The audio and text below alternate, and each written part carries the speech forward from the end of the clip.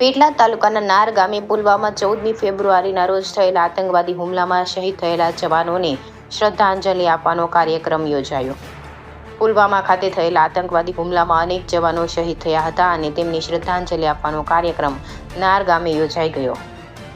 ગ્રામજનોએ સાંજના 9 કલાકે ભેગા મળી મીણબત્તી પ્રગટાવીને શહીદ જવાનોને શ્રદ્ધાંજલિ આપી હતી. આ સાથે દેશભક્તિના ગીતોનું આયોજન કરવામાં આવ્યું હતું. યોજાયેલા કાર્યક્રમમાં નાર ગામના આગેવાનો સાથે યુવાનો અને મહિલાઓ મોટી સંખ્યામાં ઉપસ્થિત રહ્યા હતા. તેમજ આ પ્રોગ્રામને સફળ બનાવવા માટે નિલેશભાઈ, પૂનમભાઈ, રાજુભાઈ તેમજ સમગ્ર નાર ગામના વડીલો, ભાઈઓ, બહેનો દ્વારા કાર્યક્રમને સફળ બનાવ્યો હતો. રિપોર્ટર અલ્પાબેન પટેલ.